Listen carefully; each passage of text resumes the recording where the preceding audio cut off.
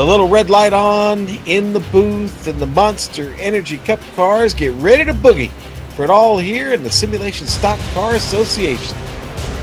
Today, levitating high above the 425 wineries and miles of rugged Pacific coastline, it's time to pull the lever on the Lazy Boy and get set for the 120 miles of simulated NASCAR excitement that'll be streaming your way this evening. From the Golden State, hello! and welcome to another GSRC broadcast as we count down to green for the AdPro 360 Cup Series. Tonight from Sonoma Raceway. Way up in the press box to bring you all the action this evening, it's me, Sean Ambrose, and right over there, Tanner Sharp, in a director's chair is the hardest working man in sim racing broadcasting, Mr. Joe Pete, armed with cameras located, aimed, zoomed, and focused by GSRC's camera guru, Dougie Beard. Now, cyberspace flows into your place over these next streaming award-worthy minutes. GSRC will bring you all the storylines, all the stats and facts you need to fully appreciate the simulated NASCAR Cup racing that will immediately follow. Welcome to the Paradigm Technology 120 this evening. And viewers, race fans, Paradigm Technology, they design, develop, and integrate, headquartered out of Atlanta, Georgia. Paradigm Technology is a remote web tech development company that specializes in app, software, and software development. Paradigm leverages creative and development talent throughout the country in order to achieve the greatest level of success for their clients. Led by CEO and founder Donnie Hyatt, along with a team positioned around the globe in places like Florida, Georgia, New York, Colorado, Washington, Utah, Virginia, Louisiana, India, France, and more, Paradigm brings the most up-to-date and on-demand access and attention to their clients' needs, allowing them to achieve the most innovative, up-to-date success with all of their projects. Tanner, NASCAR has been here for a bit, but maybe some of our viewers haven't had the pleasure. Why don't you tell us a little bit about Sonoma Raceway? Sonoma Raceway is nestled in the Sonoma Mountains in the center of California's wine industry. The track opened up in 1968 and the facility endured a turbulent history under a variety of owners and track names such as Sears Point Raceway and Infineon Raceway until it was taken over by Speedway Motorsports in 1996. Sonoma is on the real-world schedule for both NASCAR and IndyCar series. iRacing offers 5 configurations, a couple of specific for IndyCar, but this afternoon we are racing the Cup configuration. Over its 1.99 miles, there are 10 turns that are rise and fall over a dusty landscape. But the best way to get an idea of what it's like to drive at this place, let's hop on board the GSRC Chevy Monster Energy Cup car. All right, we've got Amjad Yammer in the GSRC Chevy SS, so let's do a lap around Sonoma. Turn 1 is a terrifying kink with a street course-like wall right on the outside to collect you. And to make matters worse, it flows directly into the braking for 2 at the top of the hill. Accidents here can become a mess in a hurry due to the blind crest, so be aware in traffic. As you come off, gentle application of the throttle is going to be critical, but before you know it, you're into the chicane of 3, which has everything all in one. It compresses, it changes direction, and it gets you light over this huge hump on the exit. From there, it's a short stretch down to 4, which has a lot of runoff on the outside. Just be careful bouncing off that outside curb because it can chuck you into the wall if you clobber it too hard. As we continue to plunge downhill, we're going to brake for the hairpin of 7. Guys who go in too deep will suffer because it's more important to get the car set up for the exit. Granted, you won't be too vulnerable to a pass coming off the corner because now we're into the S's. It's all about keeping a rhythm through here and making sure your line feeds into the following corner correctly. Getting offline will leave you playing catch-up on your lap times. Coming up to turn 10 though, watch out, because coming through here too hot will leave you scrambling out of the grass or potentially sliding off into the wall. After that, it's the only other good passing spot on the course, the turn 11 hairpin. Go in as deep as you dare, square off the exit, and then get the power down as best you can to get a run. Just don't make the embarrassing mistake of slamming into those tires. Once more, keep it off the walls around these kinks, and you've finished a lap around Sonoma.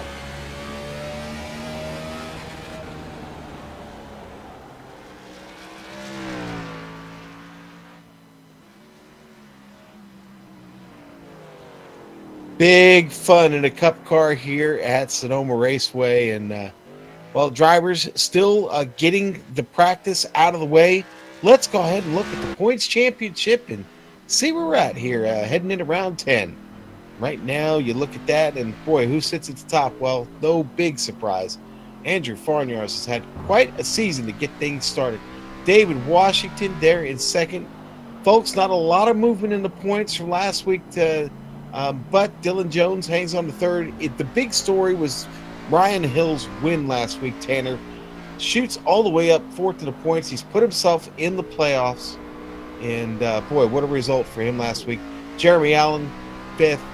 Now, Elwood now up to 6th. And so's Kyle Kammer up the board to 7th. Richard Reagan up a point. Now, Eric Stanford, a little bit of a drop there back to 9th. And Payne ran up your top 10. William Moore making a nice jump up there in the points, but still just outside the bubble there. Tanner, that's the driver standings right now. Why don't you go over the race details for everyone? All right, Sonoma is round 10 of 17 of the regular season races, and after the regular season races, there will be 7 playoff races. Every single race is a fixed setup race with a 80% fuel load, and today's race, each team is allowed 5 sets of tires. 4 tires to start on the car, and the other sets will be waiting in the pits. If you cause 2 incidents out there on the racetrack, with another driver, you do get disqualified. Green, white, checkered? Yes, there is. Hard to imagine that on iRacing, but it can sincerely work. If the race finishes under yellow, the top 10 drivers will have 1 attempt to have a green, white, checkered finish, going green after the pace car pulls from the victory lap. And that should be interesting here on the road course, but I don't know. We'll see how that works out. They get qualifying started here, Tanner, and let's take a look at the weather today, because it is a little bit windy out here in Sonoma. It generally is. Not a lot of trees to knock anything down here out in this rugged terrain. It is clear. It's 75 degrees, 102 degrees on track, Tanner, and tires could be a big difference here today, especially with that track temperature. Tires could be a huge difference, and that track temperature just makes it even more exciting for the race fans and for us guys up here in the booth. But it's going to be a frustrating day for them drivers, because they just don't have to turn left and right. They have to deal with elevation changes, getting back into the throttle, trying to stabilize that traction control and their stability control of their race cars. It's going to be a very challenging day on a very challenging road course. And Tanner, the drivers here in the qualifying session only getting 2 laps. So you get 2 laps here to burn in and try and get your best time on the board. Got to be careful not to pick up any incidents, as that will nullify your lap. And with only 2 of them, you're not going to have a lot of time to make mistakes here. And you talked about the elevation changes. Honestly, it all gets started right at the beginning of the race with turn 1 and turn 2, having to climb the hill there and having to worry about the S's heading down to turn 4. It can be a very challenging way to start. Kind of a narrow track too, Tanner. As we've seen cars as they climb the hill there, they will get hooked up, coming out of 2 and even going through the S's there in 3. Yeah, absolutely. And as I mentioned, this is a very challenging road course. All the way from turns 1, from that first left-hander past the start-finish line, up to turn 2 is uphill, and then you're still technically climb hill. And then from turn 3, you're climbing downhill to turn number 4, which is going to be a right-hander that's going to lead you to turn 7, and it's going to lead you into the S's area. And the S's are a very tricky part of the racetrack. You want to try to carry as much speed as you can without going off the racetrack. And another overtaking pass corner is going to be the final corner before the start-finish line. That would be turn 10, turn 11.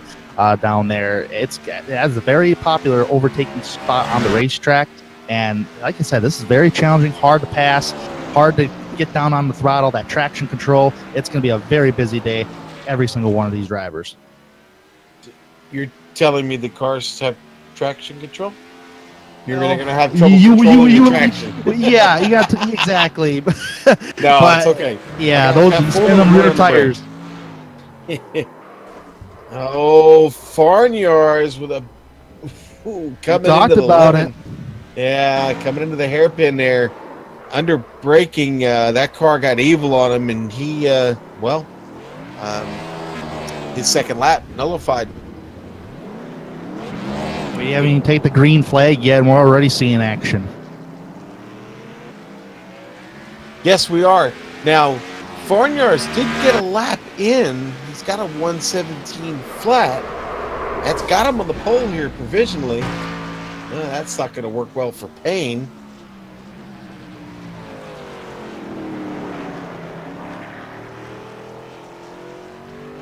So, little trouble for some of the guys getting the second lap in. Not for Ryan Hill. Ryan Hill just goes up the board. He is now in second. That was a 1:17.1. That was his first lap. Here comes Regan. Coming for his first time lap here. Let's see how he goes. This part of the racetrack right here is the overtaking pass during green flag race, and now he's going to come across the start-finish line, and he's going to try to make the best of it right here. Just keep that car right on the racetrack. Don't hit any of the sand.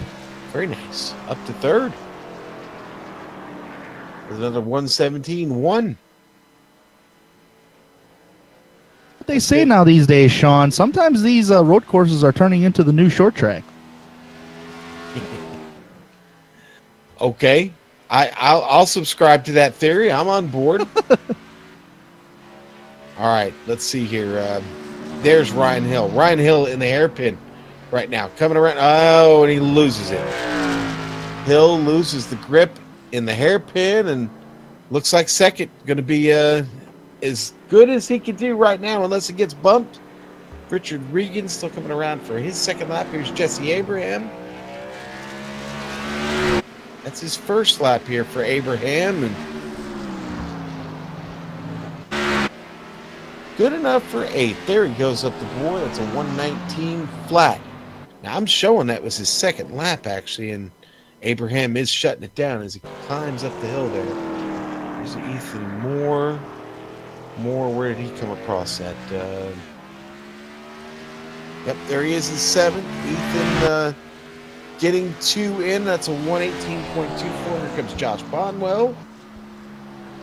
Bonwell completing his second lap, and that's going to leave him still with a 1:18 flat and in 10th currently. Dylan Jones getting out of the hairpin here, Tanner. Yeah, Dylan Jones. That will put him... Good lap. Very Up good. to 4th. He's got a 1:17.2. It's kind of crazy that we're in qualification and every single driver has ran a much slower lap time than what they ran in practice. So actually, some of them picked up too. Well, you know what? I think there was probably a concern here to get a good lap in without any incidents and actually register a qualifying time. We've still got a few drivers who've opted not to get on track yet. Ellery Queen, Eric Stanford, Gabe Wood, and Jeremy Allen still sit in the pits. Bonwell going to get into the hairpin here. Actually, I'm showing Bonwell's got 2 laps in already. So this is just a warm-up for him. And as we look, try to find anybody else on the track. I don't. I think it's pretty safe to say we've got ourselves a Sim Speed Shop pole winner, Tanner. Looks like it's going to be Andrew Farnyards. He's got a few of those this season. And listen, that's a good thing because Sim Speed Shop is giving something away for this pole award. And I will find it and tell you exactly what that is, because for every 2 poles, a driver earns $5. And the driver, they get $5 for every 2 poles. The driver with the most poles at the end of the season earned 20. Courtesy of SimSpeedShop.com. A great place to order custom button boxes as well as buy and sell used equipment. For more information, go to SimSpeedShop.com. Well, Farnyards he's been not just been dominating on getting them poles, but he's been also dominating getting them wins this season so far. So someone that eventually may have to try to dethrone Farnyards, but Farnyards looking pretty stoked on these road courses. Yeah, Tanner, if you went on licensing and iRating, there's a few guys here that look like they're really proficient on the road courses, and then a lot of what one may consider inexperienced, at least on the official side of iRacing. So it should be interesting to see what kind of mix we get here around Sonoma. Like you talked about earlier, this track has so many challenges, so many pitfalls, so many ways to get in trouble.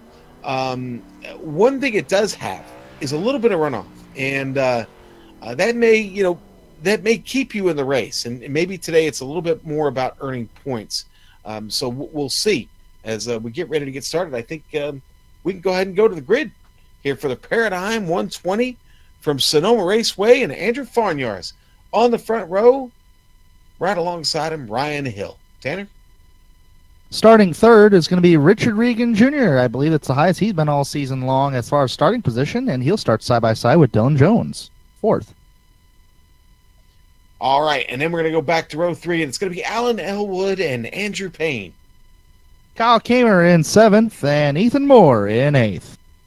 All right, row 5, going to go to Gary Sexton. He's in the Paradigm Toyota this evening, and Jesse Abraham will start 10th. Row 6, outside the top 10, Josh Bonwell and William Locklear. Row 7, Daniel Jackson, Jeremy Allen. Row 8, Gabriel Wood and Eric Stanford. And row 9, at the tail end of the field, Ellery Queen. All right, so Ellery Queen back in action tonight. You know, I saw Gabriel Wood is disconnected. I haven't seen him reconnect yet. I'm beginning to wonder if he's going to be able to make this start. Had a good run last night in the Xfinity car. Lots of excitement in that race from Pocono last evening. Well, okay. Maybe we'll start with 16 here, looking for Jeremy Allen to get in his car. This will not be a standing start. We're going to roll around, and while we do that here, let's look at, real quick, the race analysis. Show you how the segments are going to go this evening, because, yes, folks, we're running segments here, always in the SSCA, and part of this great championship. Race distance tonight, 60 laps. Stage 1, going to be 10 of them. Stage 2, 15. Final stage, 35 laps. Fuel runs somewhere between 25 and 28 laps. Might be able to get 30 out of it, but looks like in that last stage, you're definitely going to need to bring it in once. So, Tanner, a lot of excitement here today. There's a buzz in the air on the heels of a great race last night from Pocono Raceway. We head to another great raceway here all the way on the left coast, California, sunny California today. And it's definitely sunny outside, and it's hot on track. And Andrew Farnyards and Ryan Hill prep themselves to go to battle. Following the, we're behind the roof this evening. One of 3 road courses that this series is going to go to this season in these Cup cars. This was going to be round number 1 out of those 3. Sonoma, then the other one's Watkins Glen, and don't forget about that Roval in the playoffs later in the season. That's going to be interesting to see. But nonetheless, Andrew Farnyards is going to bring them to the green for the first road course race of the season. Yep, making their way down to the hairpin now. Watching them get up the hill is going to be exciting here, folks. Going to be side-by-side racing, and hopefully they'll get in line quickly. The pace car is off. Trying not to get together there at the front of the field as they come out of the hairpin. Farnyards waiting patiently. Here we go. Now he's on the hammer. The green flag is out. The race is on. The Paradigm 120 heading up the hill. Farnyards on the outside gets away, gets a clean break from Ryan Hill. They'll have plenty of room to turn in here to the right. Just behind them, everybody's starting to kind of get in line a little bit of side-by-side racing. The 5 of Alan Elwood, a little bit of trouble off the top of that curve back there. The rear end come out a little bit, but he's okay. Here they go now, line astern, as they go back down the hill. I think it was Jesse Abraham that was almost in a 3-wide scenario going uphill, but actually all broke loose, and everybody running single file here. Andrew Farnyards still leading the field currently with Ryan Hill and Richard Regan Jr. closely behind. The big battle right there is between the number 93 of Andrew Payne and the 5 of Alan Elwood. Payne actually got around Elwood for position. Good job there, and Payne got to be careful. He's sliding that car all over the place here early. The Camry on edge here as we get started. Just curious who's going to try to take the overtaking, because this is the critical portion of the racetrack to start overtaking other drivers. So far, nobody really taking advantage of it. Kyle Kamer in the A thought about it. Really had to get on the binders just a little bit. There's one car that actually went pretty wide back there. Well, Farnyards is going to lead this first lap. Ryan Hill, Dylan Jones. Farnyards is already about well, over a second and a half already ahead of Ryan Hill. Got the clean air and got the line here early. Everybody else left to fight behind him here, Tanner, early on. Yeah, we're getting all a little fanned out just a little bit. A lot of these drivers trying to fight for a little control, spinning the rear tires on the corner exits of these corners, but they're actually doing very well out there right now. Jeremy Allen, Gabe Wood, neither one were able to start this race. Got 15 out there rattling around. Eric Stanford right now at the back of the field. He got passed by Ellery Queen. Farnyards continues to open up his lead just a little bit on Ryan Hill. Hill trying to keep Jones off the rear door here.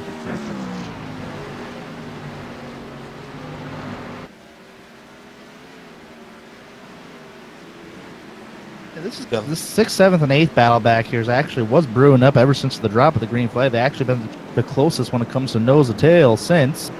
Ooh, the 5 car thought about going for it, but he did. Elwood does not look bad right now here on the start. He did lose that position to Andrew Payne, but working on trying to get it back here.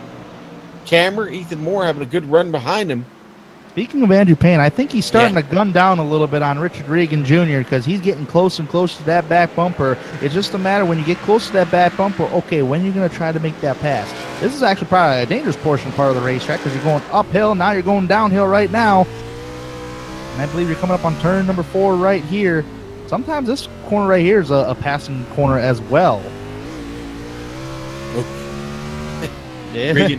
Regan got a little close to the wall there as he came off exit. Doing very well holding his own up there, though.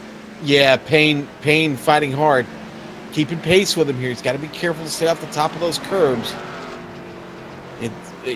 This is certainly one of those tracks you get those legendary pictures of cup cars up on 2 wheels. Sometimes it works, and, well, sometimes it doesn't. It won't work as well when these tires start to heat up. Elwood still struggling. The car a little loose there. Ooh, number 16, Dylan Jones looked like he wanted to try to go for it on the number 55 of Ryan Hill. Couldn't make anything of it just yet. Yeah, I'm glad you caught that, actually. Jones getting a run at him here up the hill. Jones right in his wake. And you know what? Hill really struggled to get that car turned. So did Richard Regan. He got that car. He had trouble getting that car turning right as well. We might have seen 2 battles starting to brew up here, Sean. Yeah, indeed. I think we've got still a few good battles here on track. There we go. There's Andrew Payne. Right here's a good popular corner. Right here, the overtake a pass.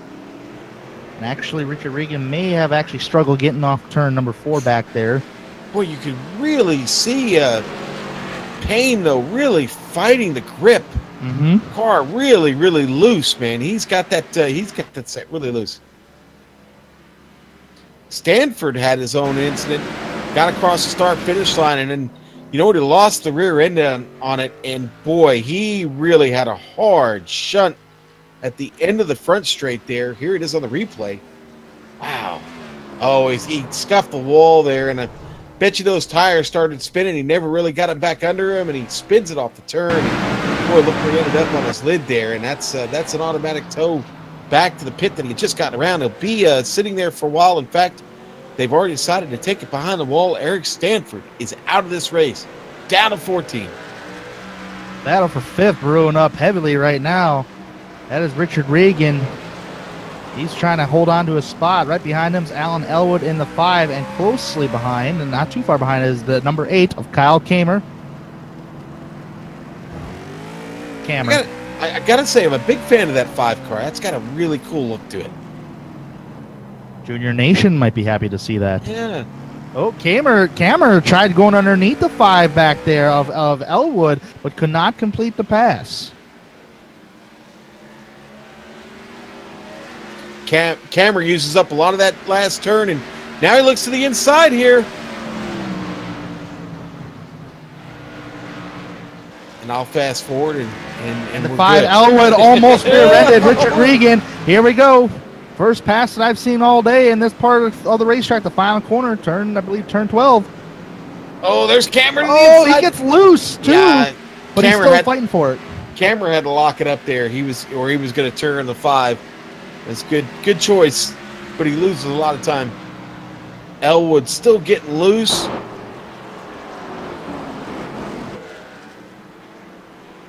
Wow, a lot of action there all of a sudden. Let's look at this on the replay real quick here.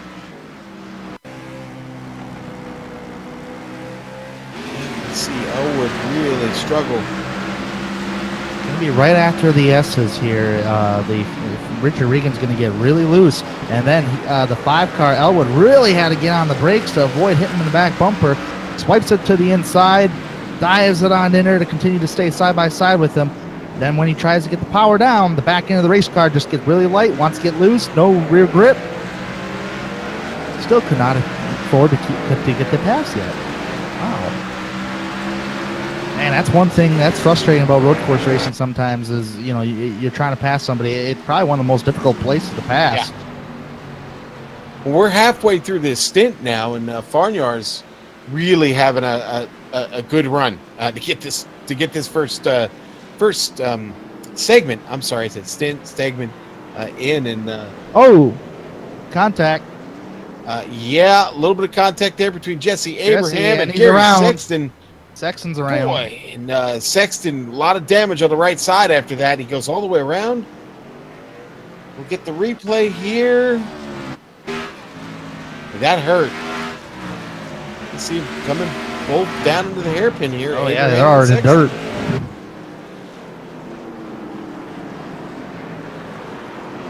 Sexton slow in the dirt, and then you're going to see the contact here as Abraham sends it down into the turn, but I think it was a little hot. A car didn't quite turn in like it probably should have there, and makes that contact with Sexton, and Sexton going to have a little bit of trouble wheeling that car around here at this point. He's got significant right side damage. He'll be struggling until the end of the segment. From the time Sexton was in the dirt, his day just went from bad to worse.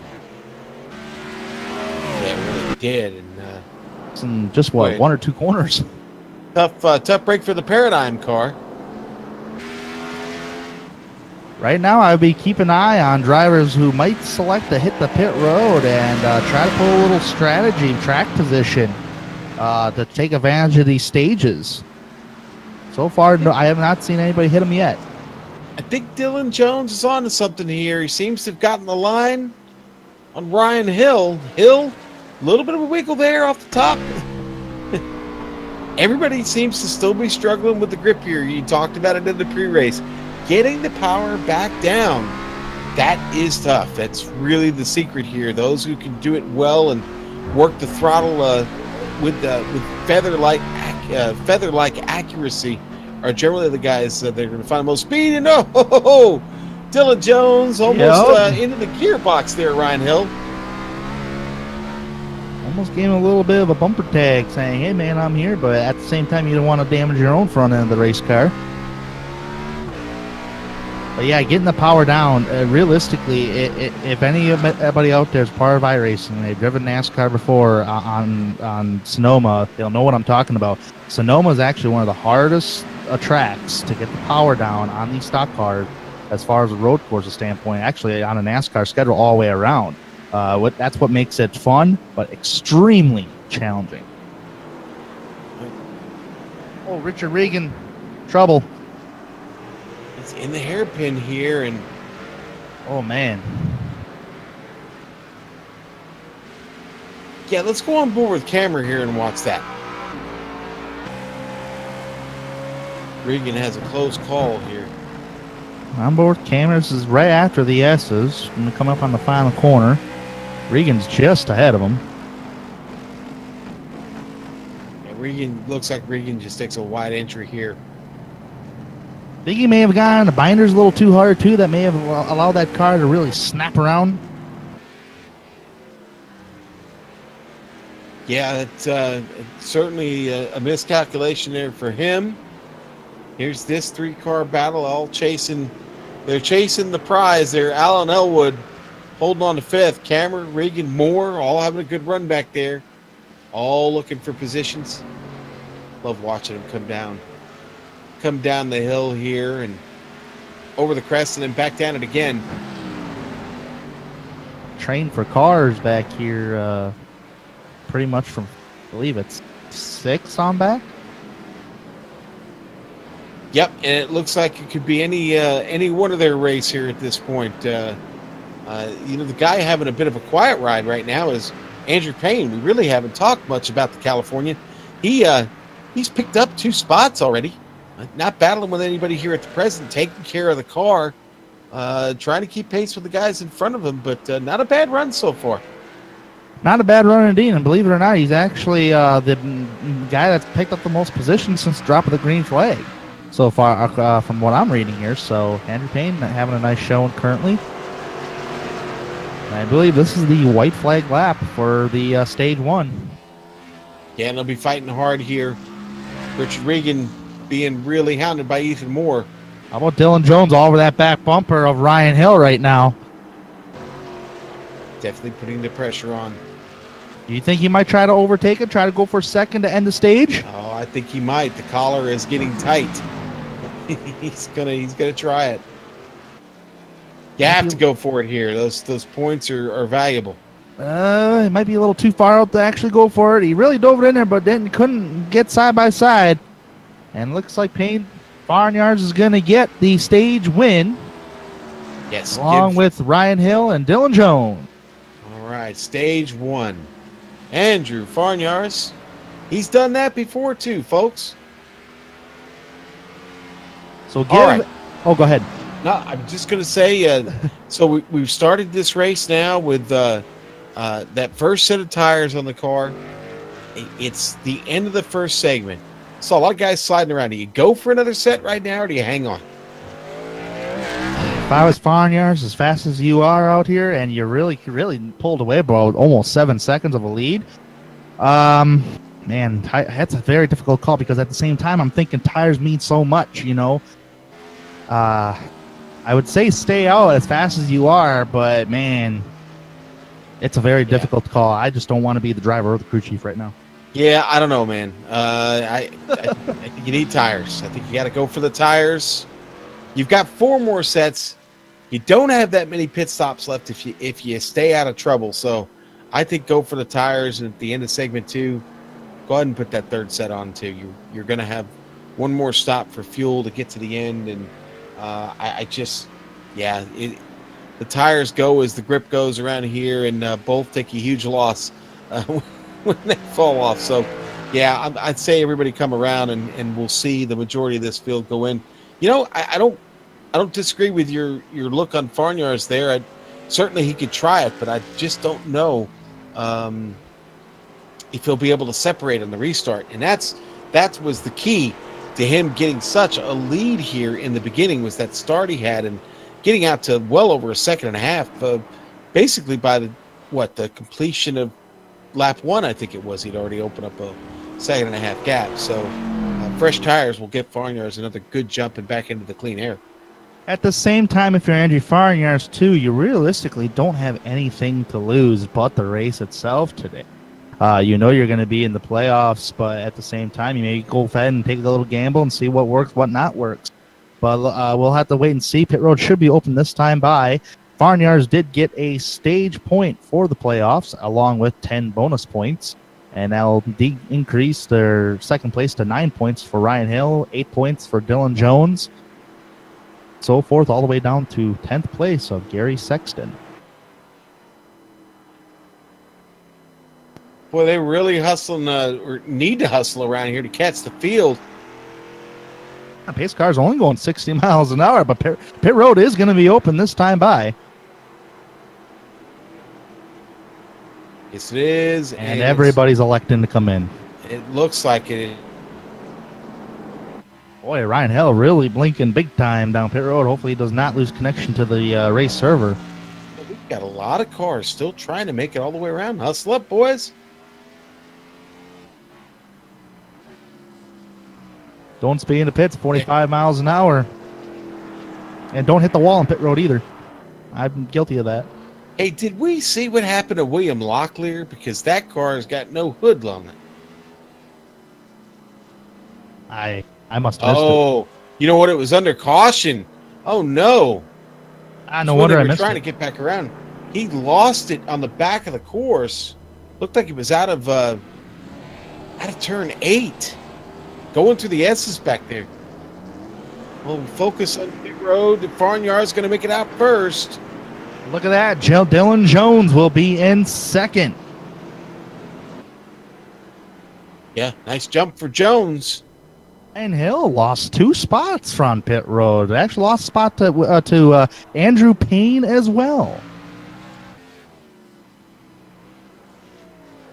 Okay, here's Locklear's incident.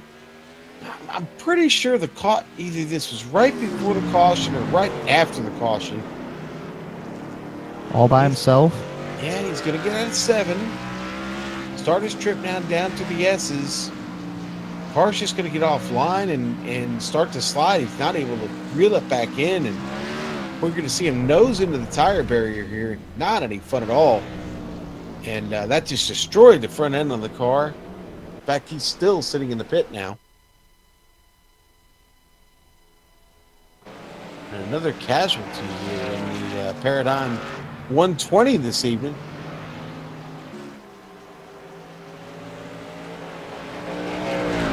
Again, we do have that roof pace car. It's off the track now. We're getting ready to restart. And everybody's not caught up yet. The field really spread out here on this restart. Farnyard's going to slow down. And they've thrown the yellow flag. Race control has thrown the yellow flag again. Not everybody ready to go. They dropped the yellow. Roof pace car going to come back onto the track. At least the pace car got some 4 fresh tires on pit road, but when he came back on out. Yeah. Yeah, and the steward, the race control, good job catching that. They were obviously paying attention to what was going on back there. Not everybody up to speed. And, we're going to get them all back together now for this restart. The lights are out, so we will drop the green next time around, or this time around. The pace car pulls off. And big announcement from iRacing as far as Porsche goes. We've got another one coming to the service. Tanner, I guess you missed that today. Well, yeah. Well, I'm not a big road guy, I'll be honest with you, unless we're driving some NASCAR. But yeah, I've heard about it, and the biggest news that I've heard recently was the IndyCar boys are going to be getting Detroit over there. Here on the sim. Yes, Belle Isle on its way, ready for the next release, which I believe is on June 5th, if I read that correctly. It just amazes me how much content, as of late, the last at least couple years, ever since the dynamic tracks came out on iRacing, how much content each build is getting. It's crazy, and we love it as a sim racing community. We certainly do, and we're certainly ready to get back to racing as they've gone single file for this restart. Pace car pulls off through the barrier. Good job. That's pretty amazing. Andrew Farnyard is going to lead him out of the hairpin, waiting on that green flag. Pace car coming by there on the inside in the pit lane. Get ready to drop the green, and Farnyard is on it. Reminds me of those old. Yeah, it reminds me of those old classic single file restarts back in the heyday of NASCAR. Ooh, classic. But single file going through turns 1, turn 2. This is turn 3 right here. Everybody's snaking along.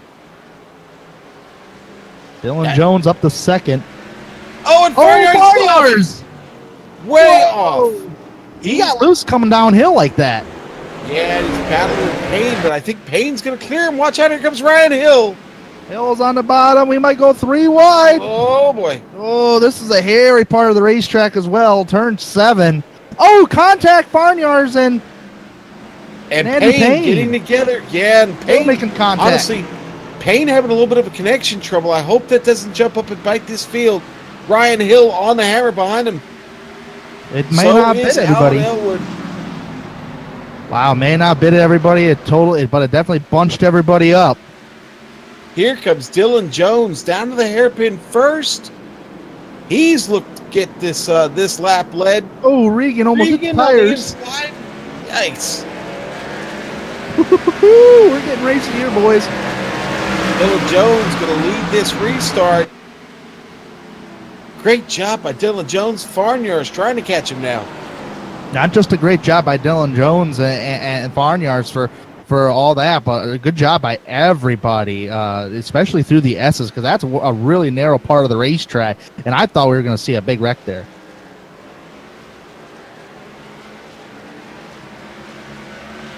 Watching Elwood right now, pushing really, really hard. They had a really decent restart. Oh, Regan having trouble swinging it really out wide there. Almost clips that wall. Regan looks like he does pretty good on fresh tires, but as the tires wear off, it just seems like drivers seem to catch him. Because right now, Regan is actually back up to 4th. He actually fell back all the way to 7th place. Now he's up to 4th. Yeah, and I can safely say that based on pit stop times, everybody took 4 fresh ones there in that stop. No one wanted to gamble the loss of time. No reason to gamble here early. Let's go to Andrew Farnyards. This replay of him here on the first lap. He starts to reel in the leader, Dylan Jones, but this is how it started. This is what got him out of that top spot.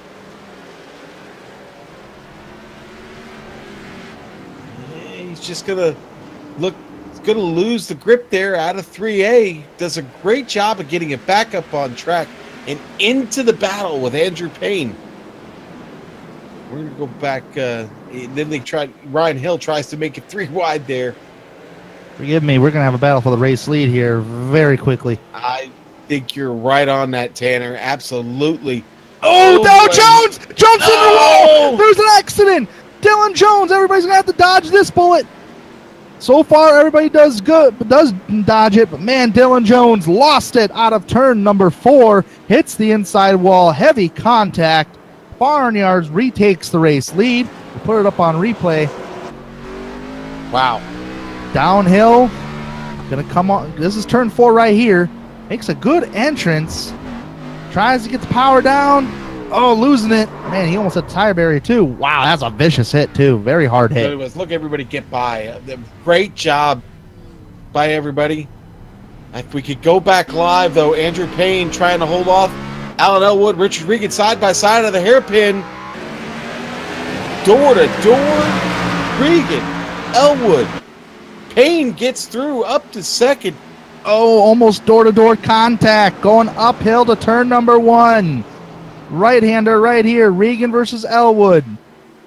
Elwood in the 5. Regan. Ooh, Elwood fishtail coming off turn 1 there. Coming to turn 2. Looks like Regan kind of had to back it off just a little bit. Downhill now. Exit of turn 3. Here comes Ryan Hill into turn number 4. Thought about looking to the inside on Richard Regan. Could not make it happen. Ooh! Man. Regan sends it, man. Ooh, here comes Ryan Hill. Oh, Regan is just all over the place right now. He is, but he's still remaining in the 4th spot. And we got to remember, he started 3rd in this event, so he didn't lose a lot of positions under the 2nd stage. You know, the way these Cup cars are dancing right now, they're very reminiscent of old Formula One cars, just dancing all over the track. It's really, really some wild setups on these machines this evening. Yeah, absolutely. And I'll tell you what, these boys are really driving. You got to remember, you're handling a 3,500-pound race car out there. Kyle Kammer. Yep, Kammer gets it just spun around, almost all the way around there, coming out of the hairpin. Going to lose several spots. That's going to drop it back to 7th. I'm so glad they paved that area. Actually, we do have a replay of this. Let's watch what happened. Didn't see any contact. Just got loose. Yeah, loose back to the power. Oh, and Abraham, too. Abraham just followed him. They had the exact same foot tracks. That was a close call. Tell you what, the Ryan Hill and Richard Regan battle is starting to brew up here. I believe this is turn 5 here. Yep, turn 5. Yeah, you know, Hill, of course. Regan's struggling again. Jeez. Man, that car is all over the place. He may be struggling, but he's still remaining in the top 5. So Yeah, okay, maybe struggling, not the right word. He just wicked loose, and you know what? Probably feeling very comfortable, very relaxed in the car right now, and just out here having some fun wheeling around. But here comes Ryan Hill. dives it in there. Side. I think Gale just says, hey, man, I got enough of this. I'm going to dive it on in there and get by you. You're just a little bit all over the place for me, buddy. Yeah, well, I mean, at some point, you got to be worried about that guy spinning, and you know, and you maybe collecting him. Regan still spinning the tires down this front straightaway. Hill going to try and get away here, and Hill picks back up one of his spots. Remember, he started this race up on the front row. Looked like Richard Regan had trouble getting the power down. He didn't get down the power as fast as the 23 Ethan Moore did. Ethan Moore right now all over the back bumper. Richard Regan still over the back bumper. Really loose Regan is. Down in turn 4. A lot of give and take out there. That's what I'm seeing, and that's what makes fantastic racing. We had that one incident a little while ago, and but I that involves Sexton, and I can't win. You're Ethan Moore. You're following it. You're thinking, all right, come on, please don't spin. Don't spin. You're right in front of me. Good run. He might try to take the overshoot down into the hairpin. But he's got the run right now. He's going through the dirt to do it, though. But, yeah, way too hot. And going through the dirt like that can totally slow down your momentum. Yeah, you know what? Ethan did a good job, though, of not letting that car get offline, getting it back up on the track smoothly. And you know what? I'm not going to say Richard Regan's struggling, but that was a pretty wild trip out of the hairpin there. Might have a battle for second place brewing up here. I'm seeing Elwood catching Andrew Payne. Yeah, I think so. I think this is legitimate, Tanner. That 5 has been fast all night. Started 5th, currently in 3rd. Right now he's trying to target the number 93 of Andrew Payne. Can't produce anything just yet. We are fast approaching the end of this segment already. Guys, jockeying here for best spot possible. Farnyards is out again. 7 seconds. It's going to be tough to catch that. Yeah, I guess time flies when you're having fun, huh? It sure does for Andrew Farnyards. Can find little fault in his effort. He made a mistake and paid for it and then recovered from it. But man, look for Elwood to really try something here over these next couple laps. Ryan Hill's not giving up on anything there. He's hanging pace with him. A little bit further back to Ethan Moore and Richard Regan. Elwood and Payne, I have battle for second. You got Regan, Moore, and Kammer. Realistically, only separated by about a second from each other, except when I get to... Oh, man, Moore almost rear-ended the 46 of Richard Regan.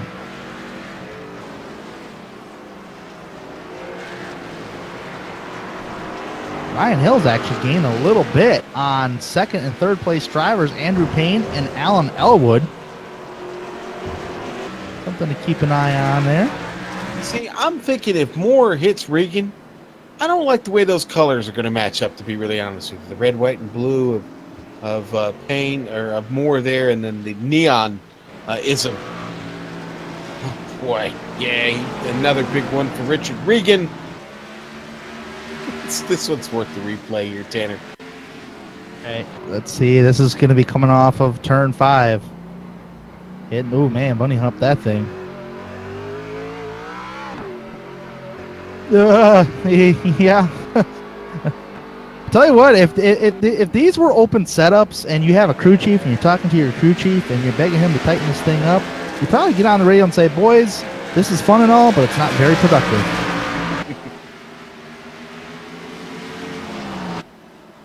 All right, so we've got a couple laps left to go here to complete the stage. Remember, the second stage, 15 laps. Man, I tell you what, Alan Elwood, man, he knows he's faster than Andrew Payne. He just can't get around him. Payne pushing that car right to the left edge there. It just almost seems like if Elwood pushes the pressure on Andrew Payne, look in the rearview mirror. Here comes Ryan Hill. Ryan Hill looks like he wants to go to the inside of the 5. Cannot complete a pass. Cannot get side by side. But Ryan Hill is there as well. Yeah, you can ill afford a mistake here. Hill back there lurking. Payne, so far, so good here. And there's like two distinctive battles. Oh, Regan's in trouble. Man, he had a big one down there, and he's going to the pits now. That was probably a smart call.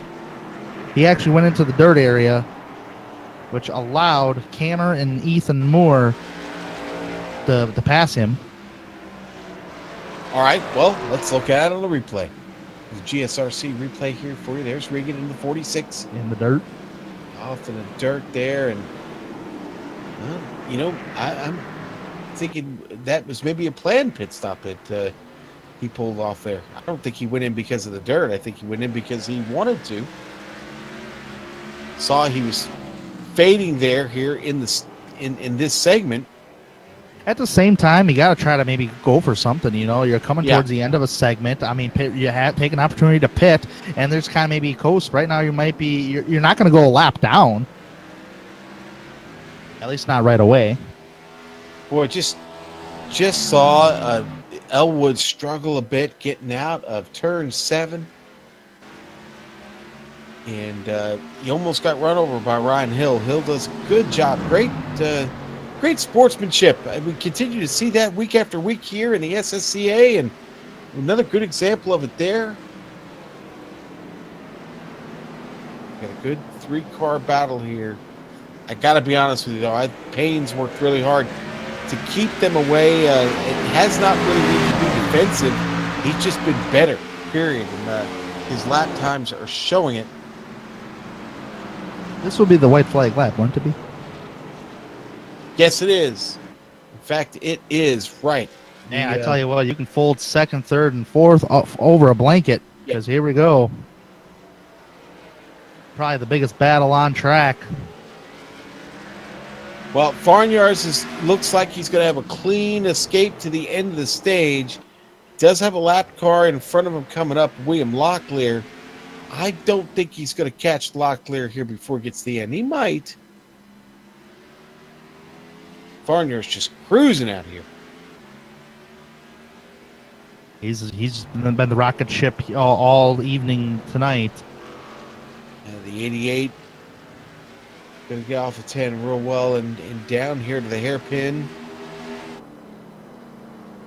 On the brakes, nice and tidy, keeps to the inside. That was good sportsmanship right there. Yeah, Locklear knows where he's at there and he just lets him get by as easily as possible. Farnyard's going to come across. Andrew, they call him. Oh, contact. Oh, contact out of the hairpin here. They're side by side. That was Elwood. Yep, Elwood banging doors with Andrew Payne.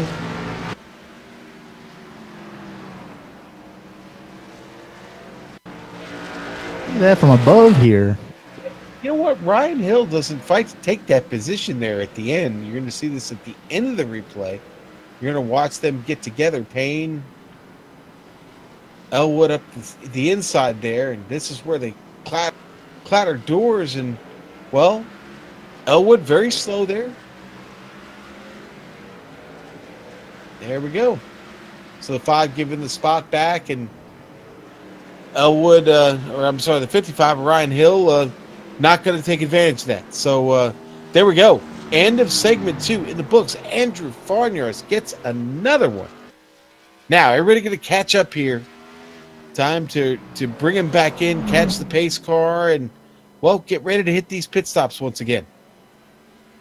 Yeah, this is going to be an interesting because pit road isn't open just yet, but I'm curious if Ricky Regan's going to take the opportunity to stay out because the caution did come out and he actually finished 9th. So he does get credit for 2 bonus points. So this is going to be an interesting pit stop, probably the most interesting pit stop of the night so far because we're done with stage 2, so we're going to be entered the final stage. So you're going for all the marbles now. All right, so the roof pace car, back out on track. And Farnyar's catching him and still waiting on the rest of the field, though, and really, really spread out. And we still have cars coming down the back section of the track, now just getting to the hairpin. Still a long way to go to catch up here. All right, so at the end of that stage, here we sit with the top 10, Farnyards, Payne, Elwood, Ryan Hill, Ethan Moore, Kyle Cameron, Gary Sexton, having a good recovery, actually, after having trouble there in that first segment. Jesse Abraham, Richard Regan, and Josh Bonwell. Gary Sexton up in 7th. Yeah, Ellery Queen and William Lockley are the only other two drivers still in the race, 11th and 12th. And Dylan Jones has called it a night. So is Daniel Jackson. So is Eric Stanford. Daggone, I feel bad for Dylan Jones. Had a whale of a run going, too. Boy, he did. He had a great car. He really, really did. Maybe not as good as Andrew Farnyards, but I tell you, he probably did have a top 3 car. All right, everybody in. 45 miles an hour for pit road speed. Everybody's on pit road. 4 tires should be the call. Curious what Richard Regan is going to do. He's out. Stay out on track.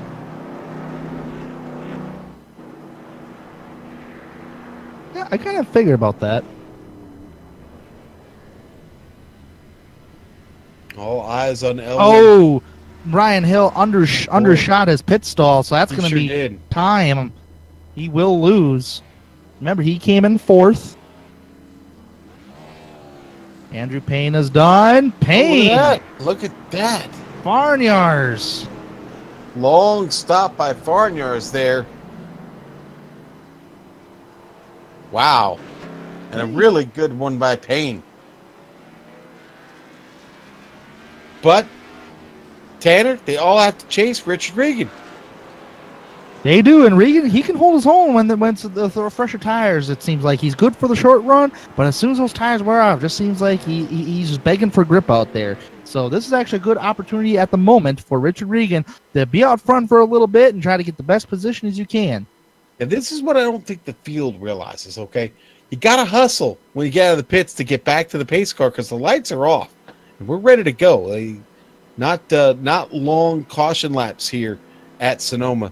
So, like I said, the lights are off, and our leader, Richard Regan, already there. But everybody else still try to come around and catch him, set up. We may be in a situation here where we get another caution flag real quick. Possibility. I'm showing right now Ellery Queen, Josh Bonwell still coming around. They're just getting to the S's on the backside of the course.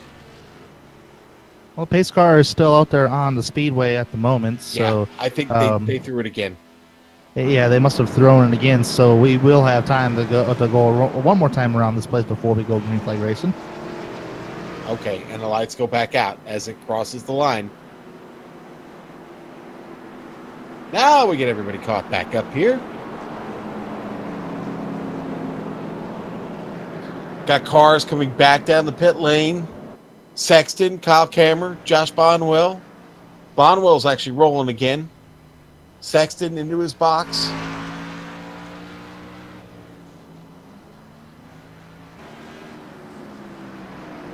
Gary Sexton topping off the tank. What was Tanner?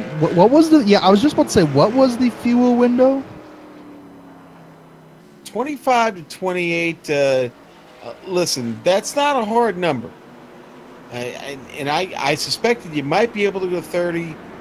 I don't know. If you save it, what you can do, you can save a little bit of fuel here. Then maybe, I don't know. It's gonna be close.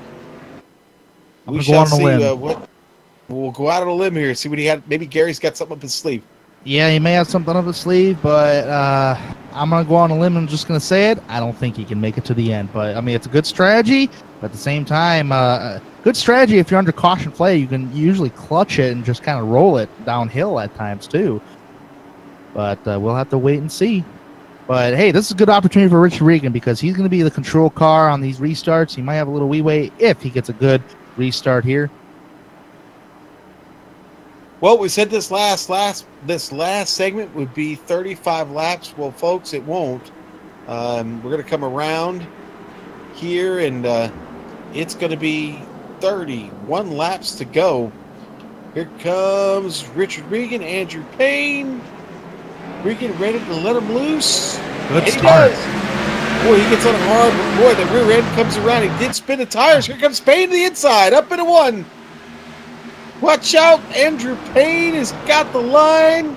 He's going to clear him before he gets to the top of the hill. Oh, great man, Elwood had to back off just a little bit. Everybody's snaking through, coming off of turn 2. Now they're going to be entering. Actually, this is turn 2 right here. Then we're going to go down to turn 3. Downhill now. Oh, bottleneck right there. Mediocre effect. Yeah, Alan Elwood. Oh, look at Ethan Moore. Ethan Moore, 3 wide. Accident. That didn't work at all. That didn't work. The worst driver that got out, the worst driver out of it was Alan Elwood. Somehow, oh man, William Locklear's in the wall. Somehow Farnyard survives that. Let's go to the replay, try and sort this out a little bit. Well, Ethan Moore, he's trying to go for everything he can for. He understands it's a final stage here. He's going to dive it right underneath Farnyard. Farnyard's thought about doing the same thing. Contact between all 3 drivers touch, and Alan Elwood gets the worst of it. I'm going to say it now. I think maybe better decisions could have been made right there. Payne gets trouble! Farnyard sideways. That hangs onto it. So by Ethan Moore. Farnyard's the master of surviving the trouble right now. Wow. That is not the restart to this race that I expected. Yeah, Jesse Abraham has somehow gotten through all of that and survived, and now he's in 4th. Where'd he come from? Yeah, from really way back. He's up 6 spots. And Abraham having a fortunate run right now, trying to get to Ryan Hill. Tell you what, good job for Abraham because he started 10th on the day, and now he's 4th. I bet he's cheering for joy in that race car, but he got a little ways to go yet, Jesse.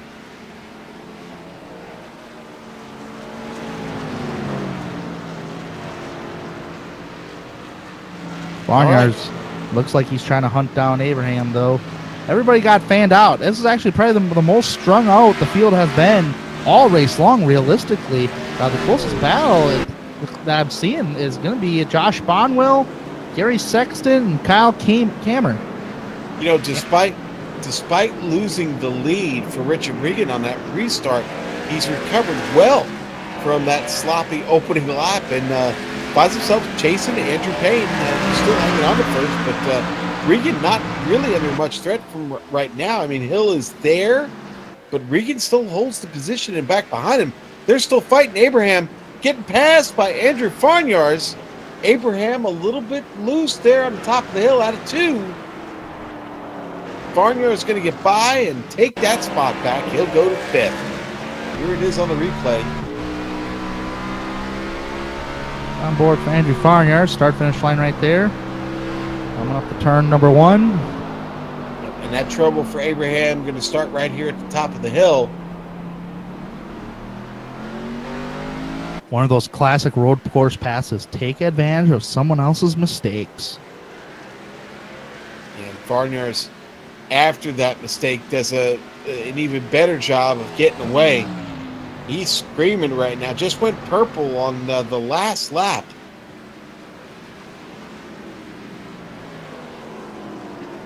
Regan and Hill heating up again here in the hairpin. Hill's going to get that spot.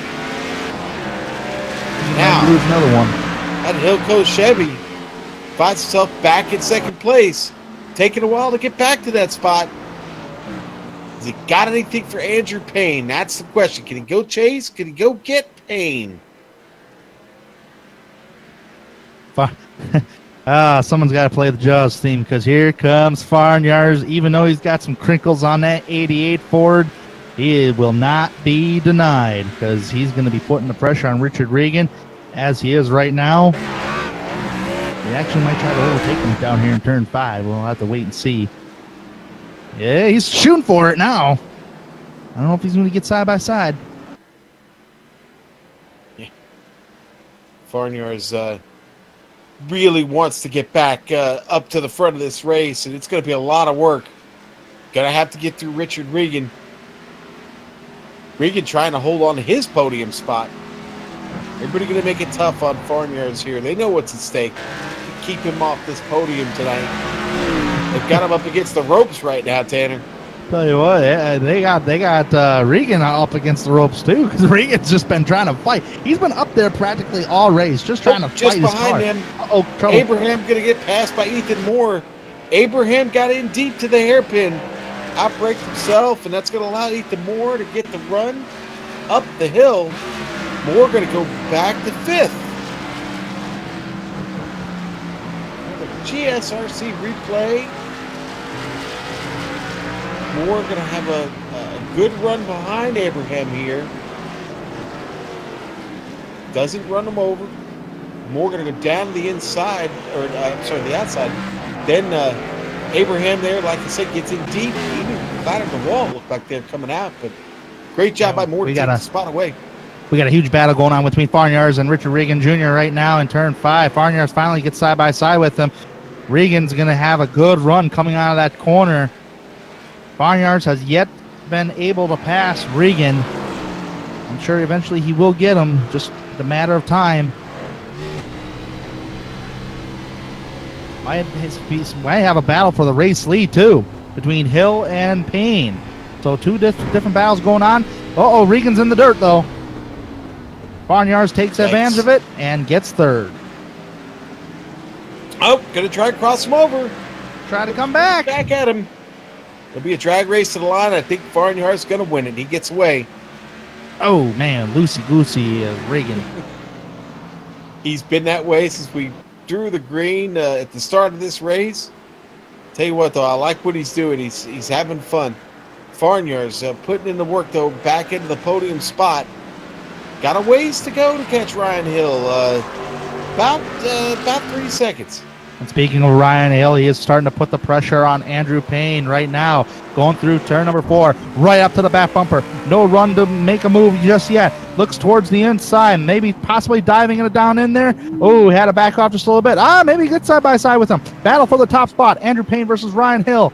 Looks like Payne might get the run through the S's, as he will. Ryan Hill still following in the same foot tracks. Little bit of a bumper tag. But, oh, man, that might have hurt Ryan Hill, though. As soon as he made contact with the back bumper, he actually got loose out of it. But don't look behind you. Oh, Richard Regan. Regan has a huge issue. Oh, no. Self-spin for him. Not the first time we saw that happen in that section of the track, coming off the S's, coming for turn 10. Or, I'm sorry, coming for what's turn 9. And he's just going to lose the car. Man, Richard Regan, man, he may have been fighting that car all right. Look at that. Ouch. Same spot as William Locklear. And that's going to result in a pit stop for him. He's going to have to come in and bring it around. We do have a decent battle for 5th place. Abraham trying to hold off Kyle Cameron right now. Cameron putting on a lot of pressure. 25 laps to go. At least one more pit stops these drivers are going to have to take before reaching it to the end of the race. Think. Well, yeah, I don't know. I don't think anybody is really in the window. I don't know. We'll see. There could be a little, could be off slightly on my calculations by a lap or two, one way or the other. Battle for the top spot, maybe brewing up once again between Hill and Payne. Hill really getting it in there. Oh, man, blinking problems. Oh, that actually affected Andrew Payne. Throw Ryan Hill to the top spot. That was actually, both drivers did not make contact. Oh, Payne's still trying to get his tires back under him. Boy, that car was all over the place. very fortunate there for Payne. He really corrected it when he needed to. Oh man, I think that Blinken may have hurt him. Oh, he's still trying to fight that car. And that's less than 10 laps on the tires.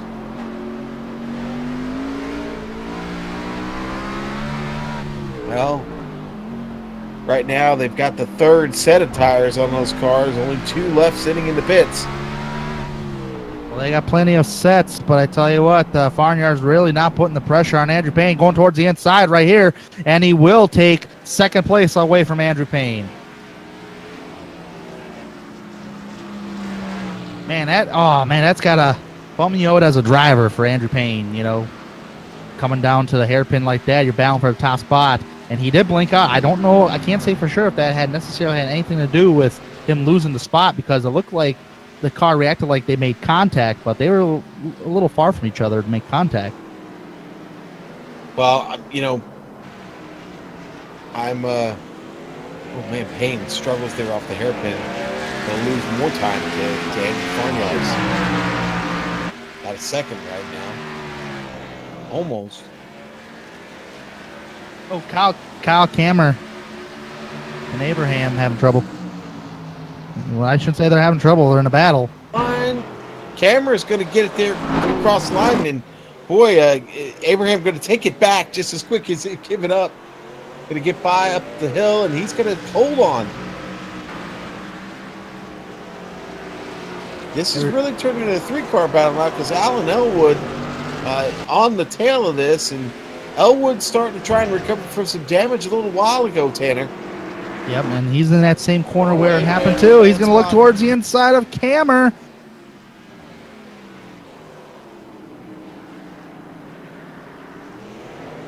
Three-car battle. Ooh. Elwood sliding it all over the place. Kammer gets by. And you see a familiar car just behind Alan Elwood there. It's Gary Sexton. Or I'm sorry, Richard Regan. Regan coming through. He is a lap down now, but back out on track, and the car seems to be tracking well enough to keep running. He's got much fresher tires on the car. And other than what I'm showing as a missing hood right now, I don't see much else that's affecting him. Well, if anything, beneficiary to him, fresh tires and no hood, help cool off the engine. Yeah, that air ram induction system there. Yeah. Boy, I'll tell you what, Farnyard's, we'll go back up front. Farnyard's really starting to nail it here. He is reeled in Ryan Hill. Kyle Kammer, trouble. Looked like it was coming down the hill.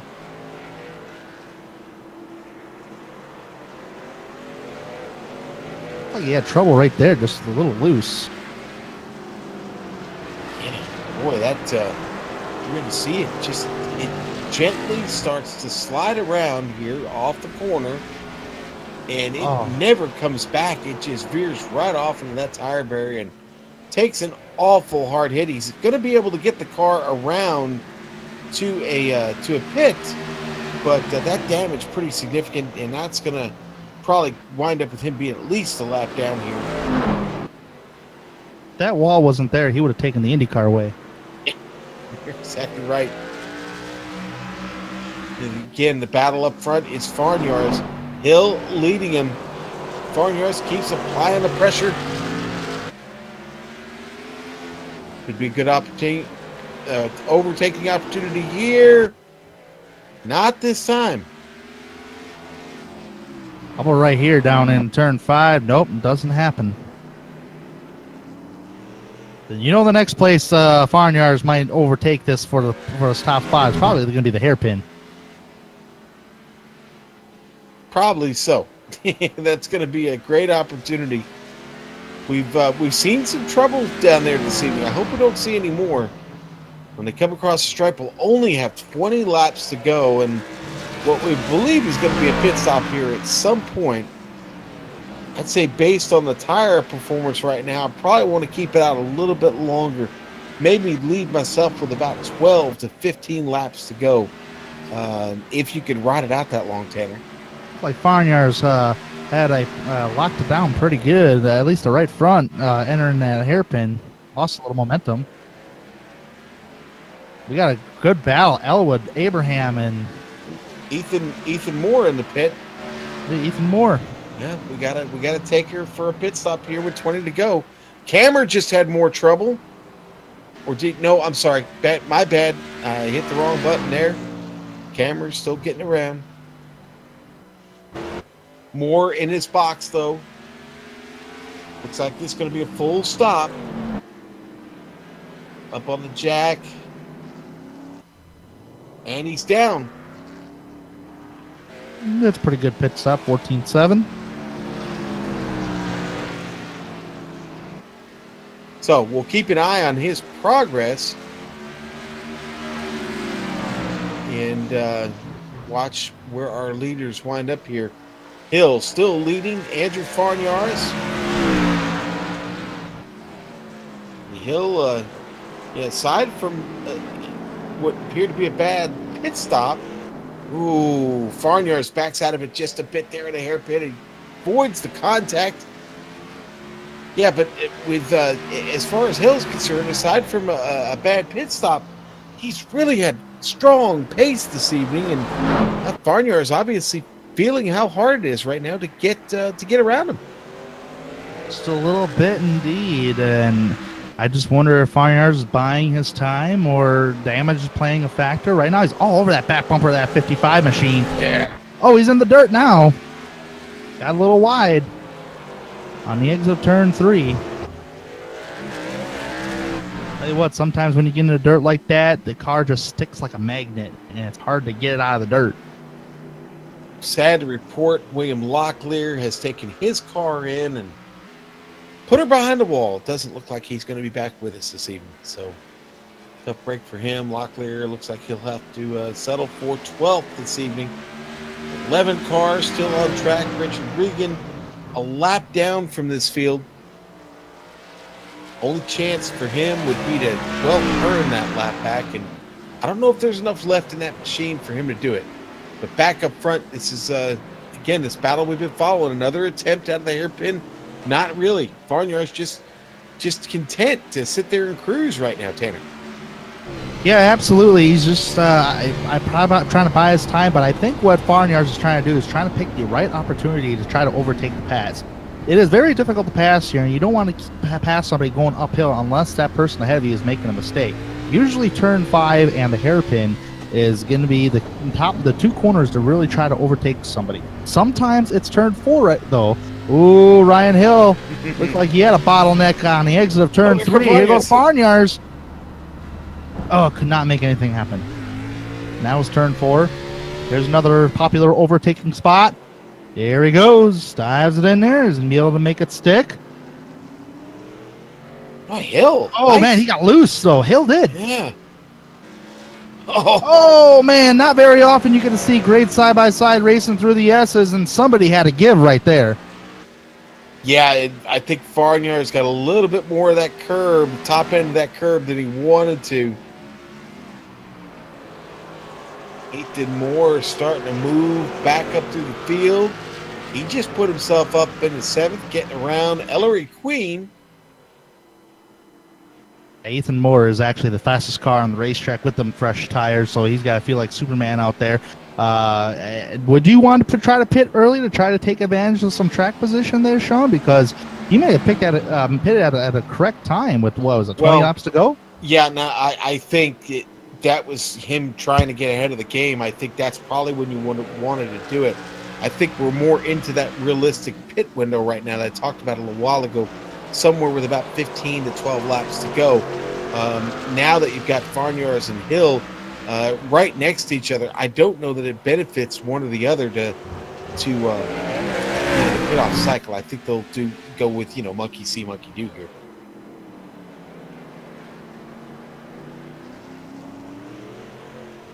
Seems like they're strung out here, and the only battle I'm really seeing is for that race lead. Farniar is still following Ryan Hill around this race course. Ellery Queen has now decided to take it to the pits. Ellery Queen was in the top 10 after starting 15th today. Highest I've seen Ellery was 7th. Yeah, it's, despite not taking... Oh, there we go. Farniar's comes in. Oh, no, Ryan Hill gets really loose, though. Yep. Already losing time. Farniar's going to try to take advantage of this. Let's watch it on the replay, Tanner. We're on board with Hill.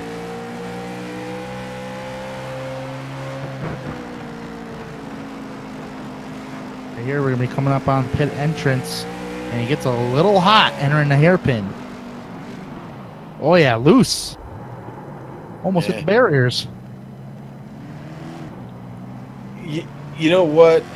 Director just made a suggestion. I was just thinking that as I was watching the replay. It almost looked like he tried to pull off that. Ryan Hill was looking maybe in the mirror, saw Farniar's go, and then thought about it, realized, no, I've missed the point of no return, and made the wiser decision to stay on track. Farniar's, though, caught him. And Farniar's is back out of the pits finally, guys, and he is back on his way to try and get back to the front of this field. I bet you that's what it was too, because usually when you're racing on a road course and you're sticking really good up towards the front, and the fastest guy behind you is trying to pit, well, I tell you what, you want to try to follow them. Well, Director did a great job actually of giving us that shot where we could see, you saw that moment there where Hill took that look. Now Hill going to continue to stay out, get another lap around here. Andrew Payne coming in. He'll come in from second. Alan Elwood going to follow him here. So with about 15 laps to go, and we see more takers here for the infield. Abraham going to stay on track.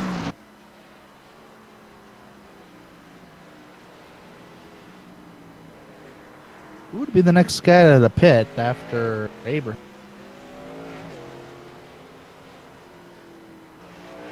Looks like Farniar's is actually, almost everybody pits right there within the top 5. So that would throw Farniar's into 4th. Sexton has yet to pit. He's in 3rd.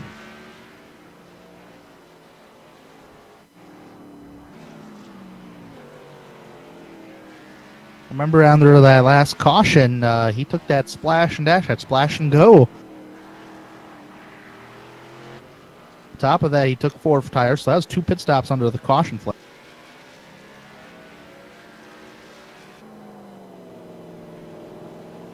Yeah, he'll gonna go around for another trip here around the sun. Do you think this is a good move? Because I'm kind of questioning it at this point. Well, I mean, he's obviously giving up time to Farniar's now. I mean, Farniar's, 139. Okay, well, no, I'm sorry. Let me make sure I got that right before I go with it. Not Farniar's. That was his outlap. That was his outlap. But listen, this next time around, you're going to see Farniar's is definitely going to be faster. I don't know. Hill is in a really, really small window here. Maybe this is his last lap. Maybe he tried to take advantage of that outlap here.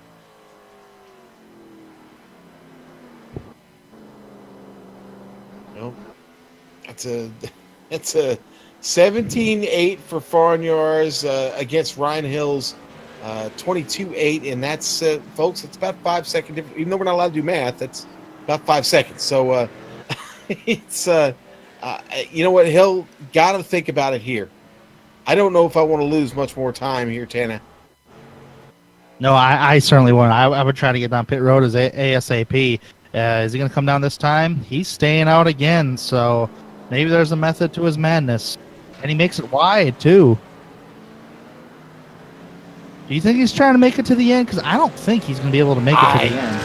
Yeah, man, unless he's got, I don't know, an extra 20 feet of fuel line in that car. Yeah, because you got to remember, majority of this final stage, you had Farnyar's following Hill for a very good portion, and they were running very consistent lap times, not in fuel-saving mode lap times. So I cannot see Ryan Hill making it to the end. Yeah, and Farnyar's already back up to third as he got by Gary Sexton. Well, let's see here. If he stays out this time by, there'll be 12 laps to go. And he's been out there, and he's been 20 laps. And by the way, Andrew Payne overtook Ethan Moore. Ethan Moore tried to play a little pit strategy. Right now, he's getting passed by the guys who with fresher tires by about 5 laps.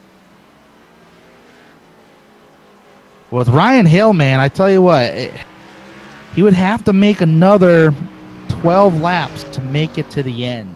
And it's been about 20 laps. So actually, if you want to scratch about 2 laps off of that due to the caution flag, 2-3 laps, it's possible, but 31. Yeah, watching it. That's what I'm hearing. He's definitely trying to see.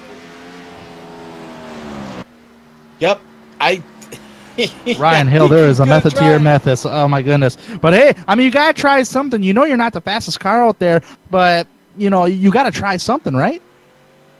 Yeah, you know what? Farnyar's though 17 seconds back. I mean, come on, we've still got just under 12 laps left to go. I don't know if he's going to be able to withstand the charge of Farnyar's. Farnyar's last lap was a 117 compared to Ryan Hill's 121. It's just 3-4 seconds, maybe even close to 5 on some laps. Folks, he was running 22s earlier too. Yeah, I don't know.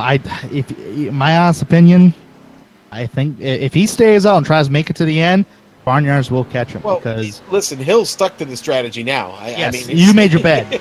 You made your bed. Yes. Everybody come on over to Ryan Hill's house tonight. We're all sleeping in his bed because he's made it. We're going to see if he can ride this out to the finish. Come across the line. It'll be 11 laps to go. Ethan Moore, Alan Elwood the 5, finally fighting again for something. This is actually not a bad rebound for Alan Elwood. Elwood gets it across the track real quick there, Tanner. Gets that inside position in the hairpin. Going to keep it tight, not leave the door open there, and that's a good pass there for Alan Elwood. This is a good thing for Alan Elwood because just ahead of him, by a little bit, going up the hill right now is Andrew Payne in 5th. And Elwood, if he can get to the 5th spot, he'll be right where he started. So that's actually a good comeback by Alan Elwood.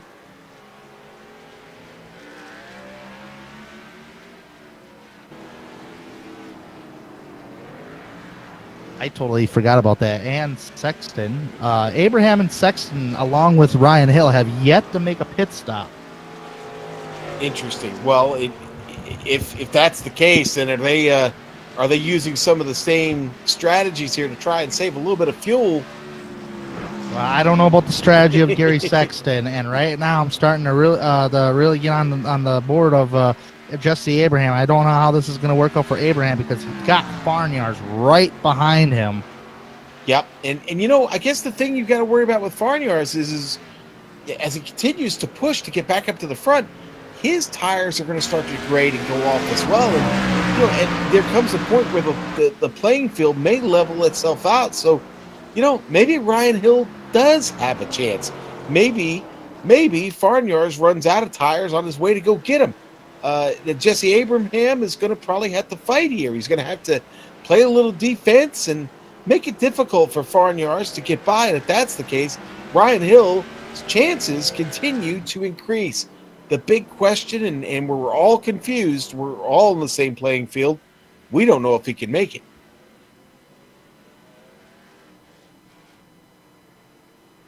You might be right, Sean, on one thing, because I was just noticing, and the director just pointed it out, when Farnyards went across the start-finish line, It's now 2.5 seconds between Ryan Hill and Andrew Farnyards on lap time. So Farnyards is still coming, but it's now decreased to 2.5 seconds to where it was 4 seconds earlier. All right, he's in a little trouble here now because he's gonna have to fight for second. He's gonna have to get through Ellery Queen, and Queen made it tight, but Farnyard's gonna get it in there first. Oh boy, Abraham a little loose off the hairpin, but he's going to continue to hold position for now. 9 laps to go.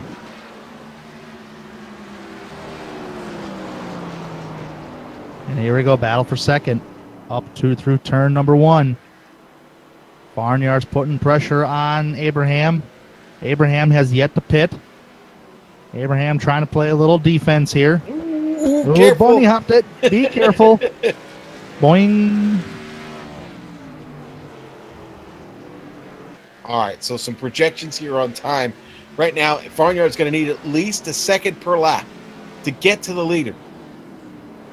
And he is just, right now, Abraham in the right spot at the right time, at least for our leader, because he's holding up Farnyard's. Farnyard's going to make a run at him right here. No, it's going to stall out because right now, Abraham has got the track. He's got the line on the track, and Farnyard's just is not finding him at the right time to get an overtake. And here we go. There's going to be one here, down to the hairpin. Ties the right end in there. Oh. You got to go for it. I mean, you can't allow Abraham to hold you up. He's still trying to go for it. Yeah, I think the war is over. He got him. Abraham, he fought hard. Now, you've got Richard Regan in front here. Now, we know he's lapped down. He's not got a good car, so is Regan just going to get out of the way, give it an Olay, and let Farnyards get by? I expect so, but it also depends on where you catch a guy on the track. Sometimes that's not as easy as one would think. And coming downhill here, again, Regan's got to continue to run his line. Yeah, absolutely. And Farnyards, if he can get by Regan, he'll be okay, because it was one of the worst lap times last time by at the start-finish line for Farnyards. Farnyards trying to get by Regan. Regan ain't going to give up without a fight. Now, the difference right here is you got a car right in front of you that's slowing down the lap times. Ryan Hill has clean air, so that's huge. And you know what? It doesn't end. It doesn't end for Farnyards. He still has not completed a pass on Regan, and then he's got Josh Bonwell up there. He's going to have to get around Bonwell. And time is running out, because when we come across the line, we're going to have 7 to go. Regan let him go right there, so a little bit of a leeway at the moment for Andrew Farnyards. All right. Farnyards finally now in the second. He is just under, what is that, just under 7 seconds. Oh, Bonwell. Yeah, Bonwell makes a mistake. And he clatters it hard off the wall. Man, there's the replay. He's going to make it through the hairpin okay, and it all goes bad. Man, lucky for Farnyards. Yeah, right? I mean, just so much for needing to get through that traffic now. He got a little help from Josh Bonwell. Man, he hits that inside retaining wall just before the start-finish line. Lucky that car didn't drift right back across, man. That was really close. Farnyards having maybe a hashtag code brown there in the car. Farnyards is now gaining on Hill. There's no cars ahead of him, and now he could go as hard as he can to catch Ryan Hill. Ryan Hill still trying to save a little gas to make it to the end. There is 7 laps to go. They're going to come into 6 laps to go this time by. All right, so Hill faced with the very, very tough task of trying to save fuel, yet try to keep Andrew Farnyards well away from him. And, well, I think the struggle is real, because we've got 6 laps to go. Ryan Hill only 4.8 seconds in front of Andrew Farnyards. Farnyards was a full second, 2 seconds, almost 2 seconds faster that time. Sexton loses 2 to Elwood and Payne. And Sexton really, it seems to be backing off the throttle. I think it's going to be his only chance here. to finish this race. And remember, if we go back to the last segment, the start of this segment, it was Farniar's that pulled off there at the end when we extended that and got a splash and dash. So really, by theory, he stands the best chance on that long strategy to finish this race. Wouldn't that be, man? I hate to put the curse on somebody, but Ryan Hill, I don't know.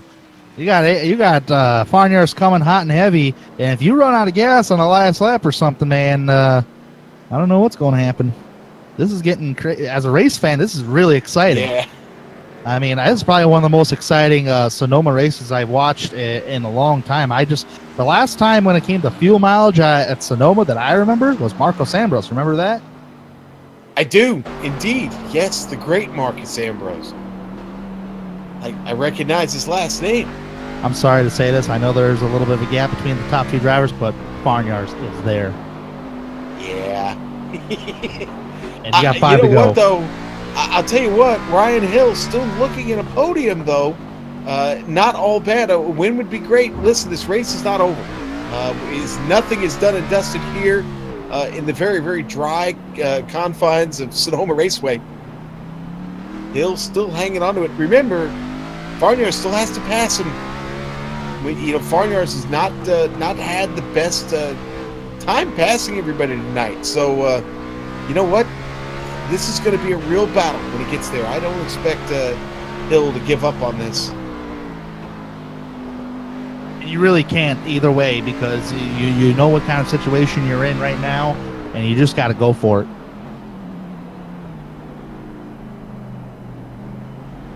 Coming to 4 laps to go at the line for Ryan Hill. Now, Ryan Hill is a little bit in a box right now trying to fight not just a fuel mileage in his car, but the car right behind him by about a second and a half is Andrew Farniar's, who has been the fastest car all race long.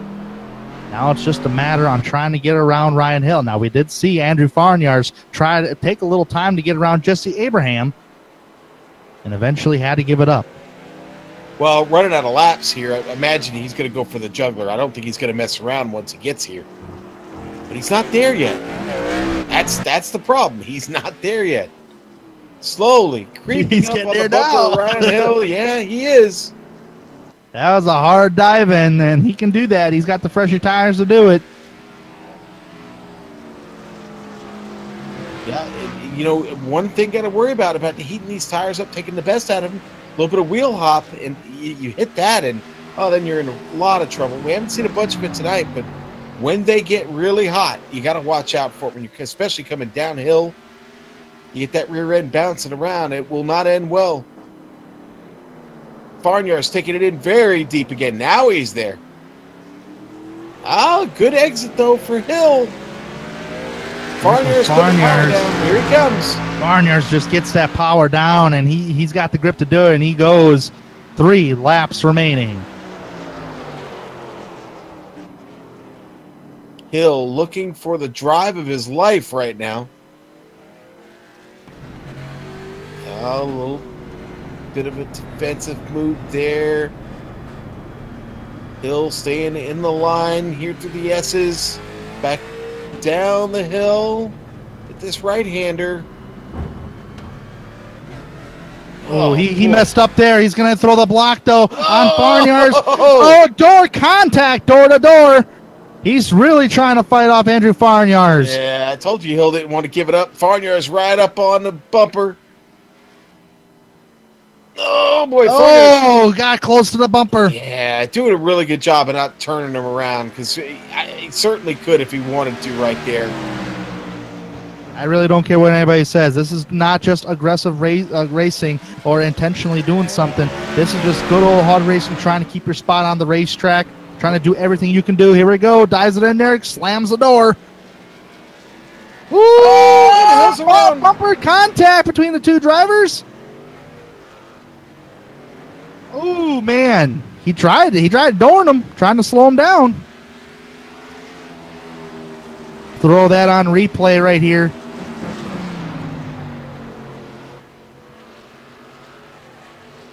This would be going through the hairpin. Sometimes when you're being pressured like this, man, it really gets the best of you. Gets right into the right rear quarter panel, gets Ryan all loose. Ryan tries to come back to door him to slow him down. It does not work and loses the race lead. So now that puts Andrew Farnyards back to the top spot with just 2 laps remaining here in Sonoma. Ryan Hill followed closely behind, trying to stick with him, but I don't think he's got the tires to do it. Right now it's just a matter of just trying to survive and get to the end because he has yet to make a pit stop. It's been 31 laps, including some caution laps, that he last visited pit road. So he's right at the end of his fuel window. Barnyard still racing in the top spot. Ryan Hill in second. Abraham. What a great run by Jesse Abraham. I got to tip my hat off to him. He started 10th here tonight. In there in the top 3. He's practically the Kevin Harvick where'd he come from award kind of guy.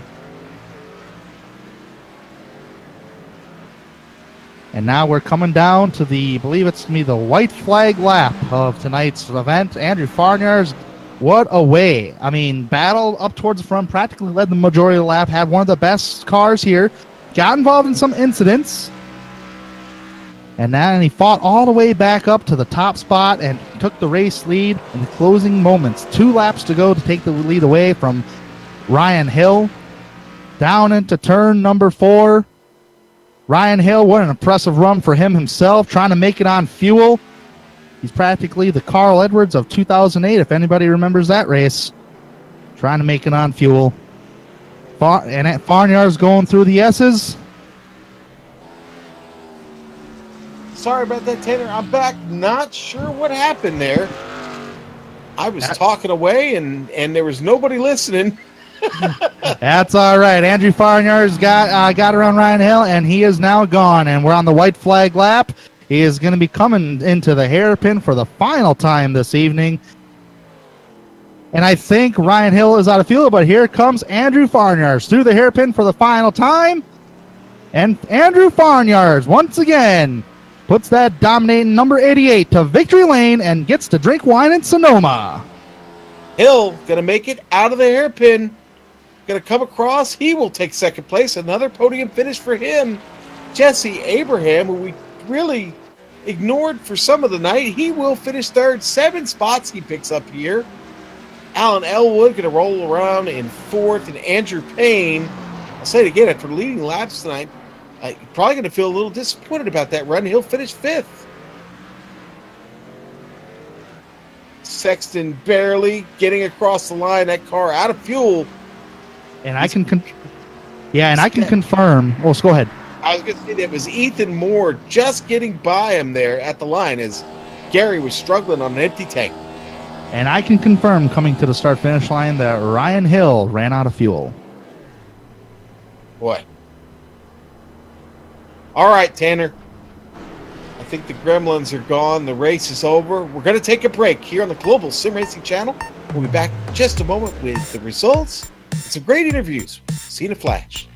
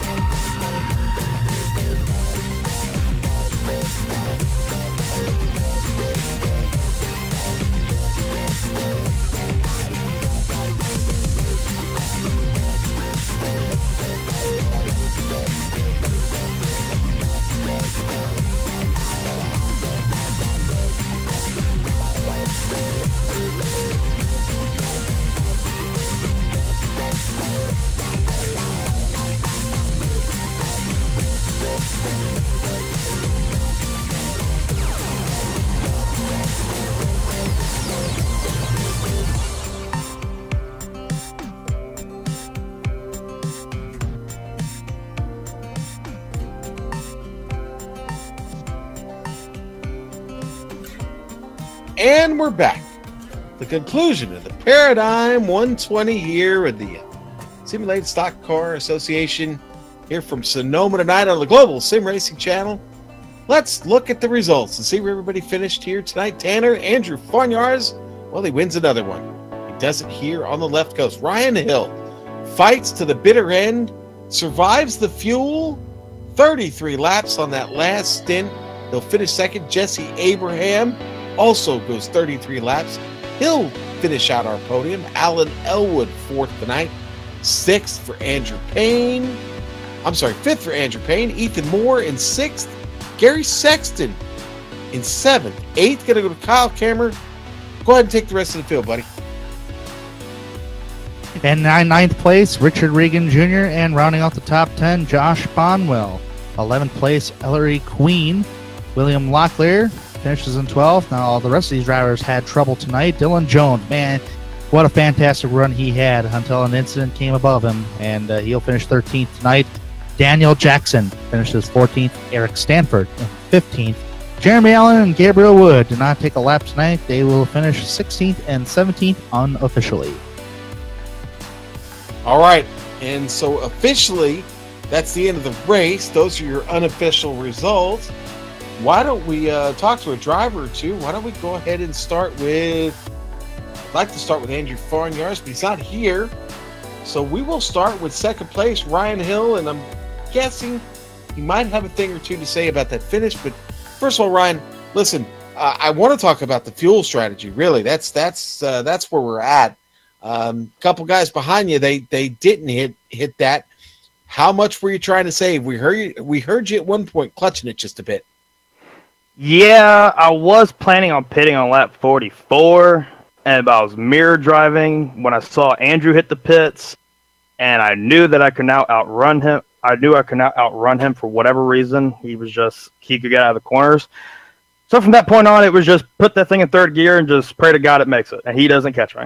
But he caught me with like 2 to go, which kind of upsetting, but it's whatever. Yeah, well, listen, man, you know what?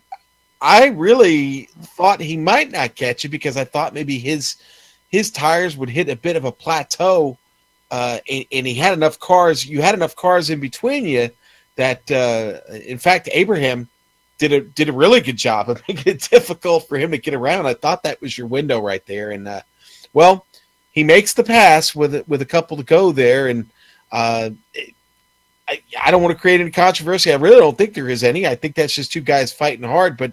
You okay with that? Everything good?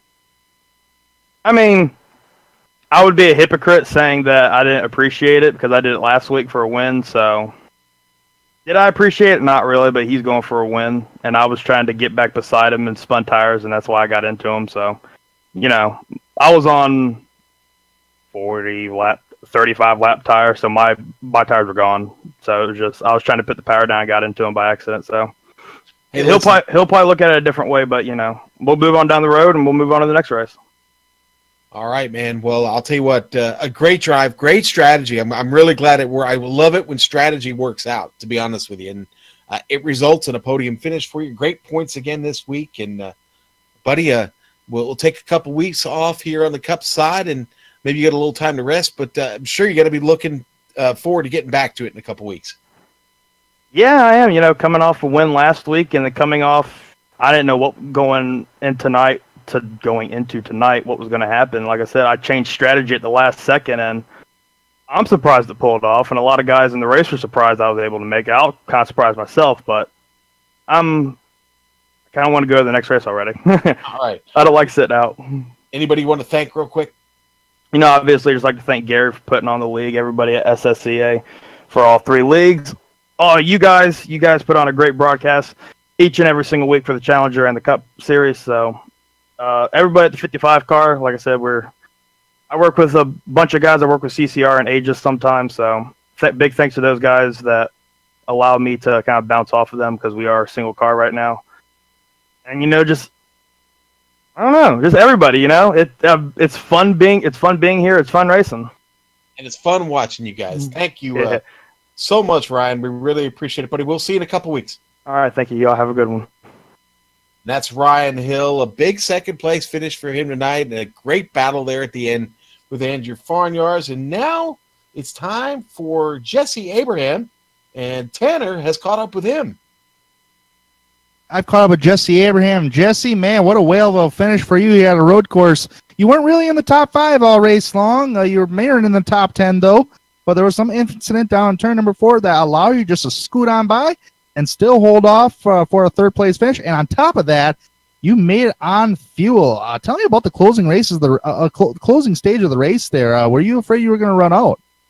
No, I did a couple full fuel runs, so I knew I had way more than enough fuel, either between my driving style or the setup or something. And I knew I was running consistent enough laps that I could maintain my position as long as people were similar around me and I had the right track position, and everything just went exactly right. I guess those guys almost wrecked each other at the end. I haven't seen any video yet, but I wish they would have, because a win would have been crazy, but third place is equally as awesome. Yeah, absolutely. And you look like you were one of those drivers as well that was fighting the handling of the race car here tonight. Talk to me about the handling of that race car. Sonoma, as probably you would know, that is one of the hardest tracks to really get the power down without losing the back end of the race car and also spinning the rear tires. Well, how'd you feel tonight? I felt like Sonoma. I don't know what it is about this track, but invariably, if it's NIS or a league race, I almost always get a top 5, it seems. Something just with the track clicks with me. You have now began to start calling yourself a road course ringer, if that's the case, because top 5 every road course, you're beating me every week, that's for sure. But I tell you what, now we close the books on Sonoma, and now in 2 weeks' time, we're going to go to Chicagoland Speedway in Illinois, Joliet, Illinois. How do you feel about your chances on possibly going to Victory Lane in Chicagoland? Victory Lane, probably not so much. Like the other mile and a half, I'll be shooting for a top 10. But I'm going to be looking forward to these other road courses the rest of the year for sure.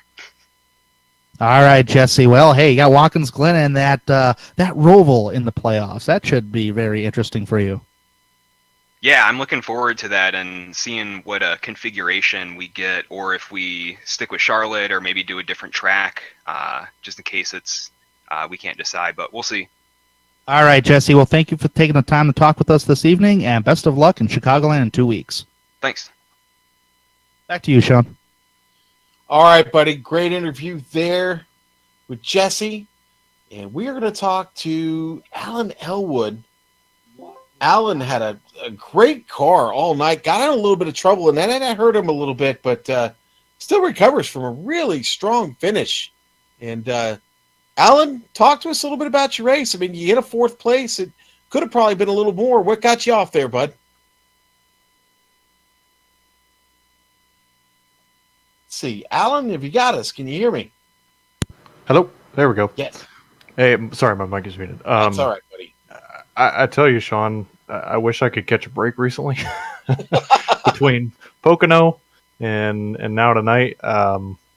I've been trying to go watch the broadcast a little bit to see exactly what happened. I haven't gotten that far yet, but I'm not sure if he was there at the time, Andrew. I made the turn trying to set up. I even forget who was in front of me at the time, but got turned there and went all the way to 11th, whatever it was, worked our way back up. So feels pretty good to get 4th, but I'd rather have a 2nd or a 3rd. But, Sonoma's all about survival.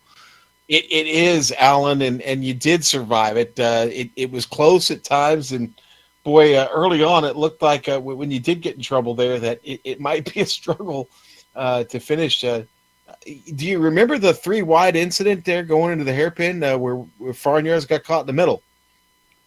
A lot of it's kind of a blur. Working my way back up at the end there. Yeah, maybe it's a good thing that's a blur. But you know what? Listen.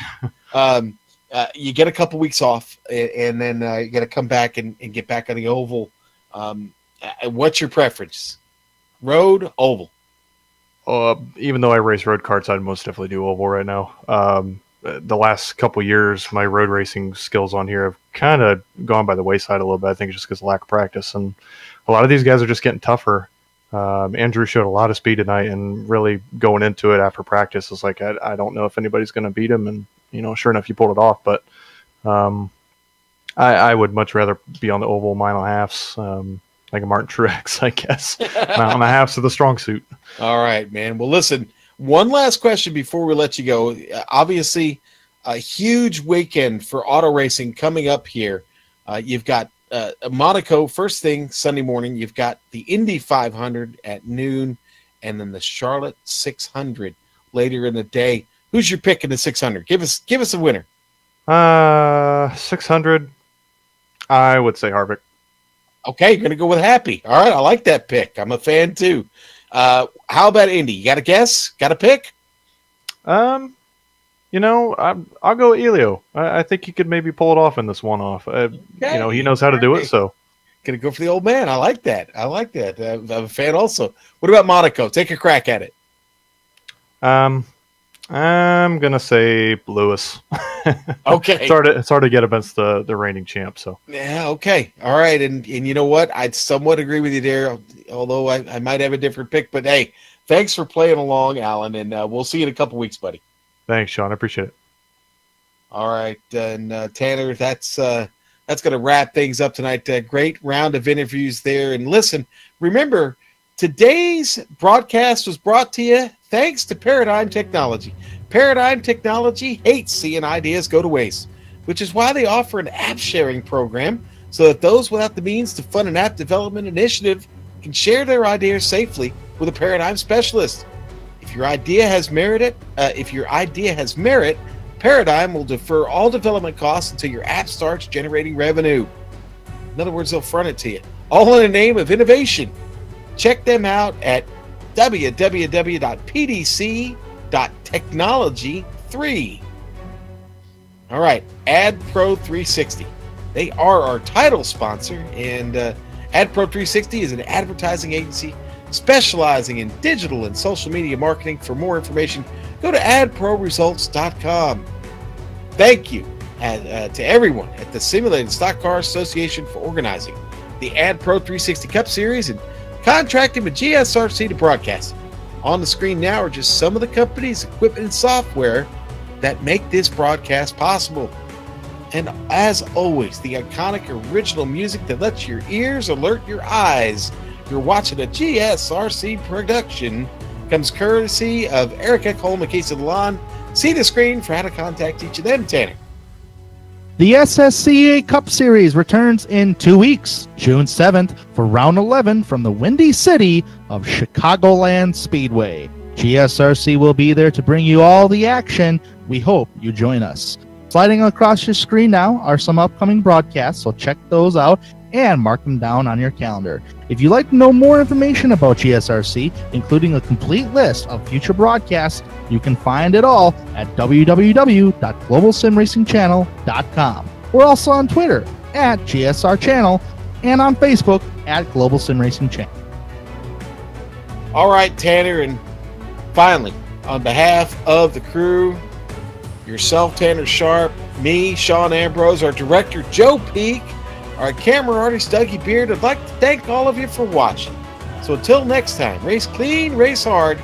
We'll see you on the track.